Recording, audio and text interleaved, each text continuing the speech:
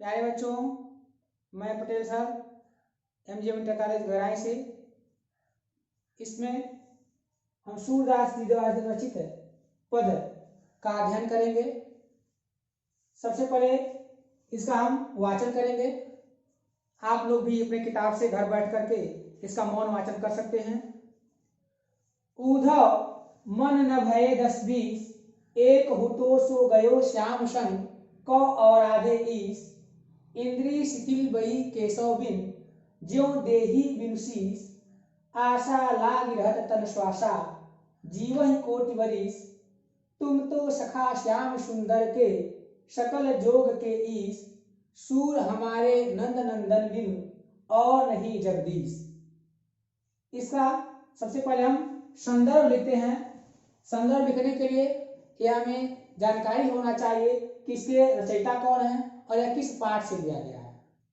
तो लिखेंगे कि प्रस्तुत पद्यांश हमारे हिंदी पाठ्य पुस्तक के काव्य खंड में संकलित पद नामक शीर्षक से लिया गया है। इसके रचयिता सूरदास जी हैं। यह सूरदास जी द्वारा रचित सूर सागर महाकाव्य से लिया गया है। प्रसंग में प्रस्तुत पद्यांश में कृष्ण अपने मित्र उद्धव को गोपियों के पास यह संदेश लेकर के भेजते हैं कि गोपियां उन्हें भूलकर योग साधना में लग जाएं, जिसे गोपियां अस्वीकार कर देती हैं। इसका वर्णन किया गया है।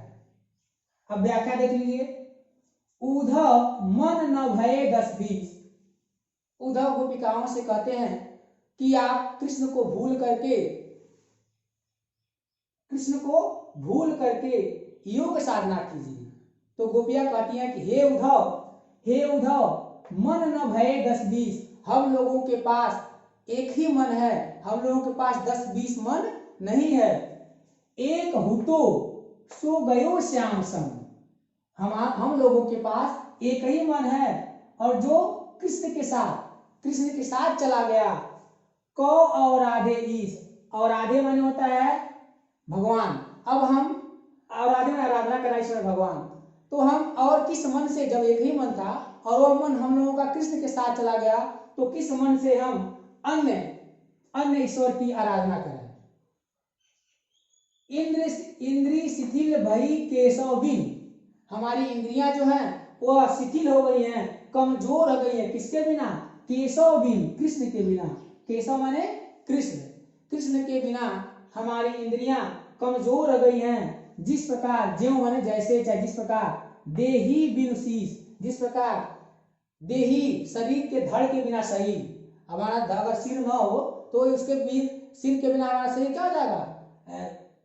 कमजोर हो जाएगा, उसका कोई अस्तित्व नहीं रह जाएगा। उसी प्रकार हमारा शरीर जो है वह शिथिल हो गया है, कमजोर हो गया है। आशा लाग रहत तन श्वासा, जीवन कोटि बरिस, हम लोग इस आशा में अभी तक जीवित हैं कि आशा लाग रहत तन श्वासा, अभी आशा लगा हुआ है, तन श्वासा, और हमारे शरीर में श्वास चल रही है, इस आशा से चल रही है कि कृष्ण आएंगे और उनके दर्शन होंगे।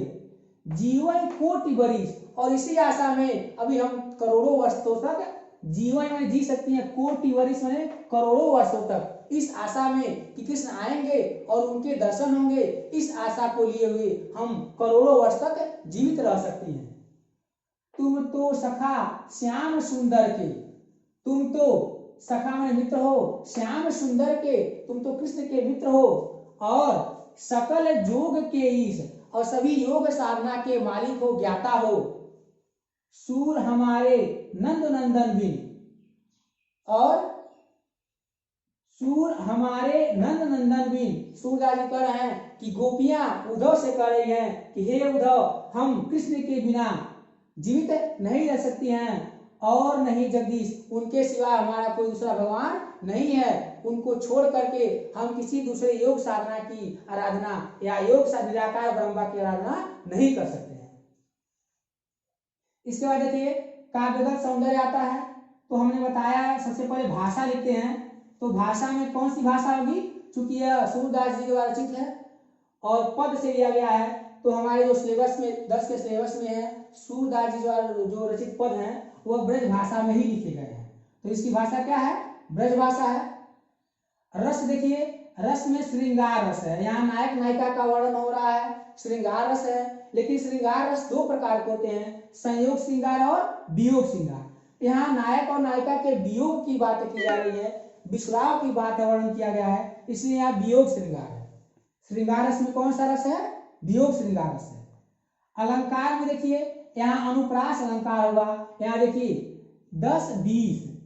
10-20 में यहाँ 100 आया हुआ है, यहाँ 100 आवृत्ति, 100 वर्ड की आवृत्ति हुई है। यहाँ देखिए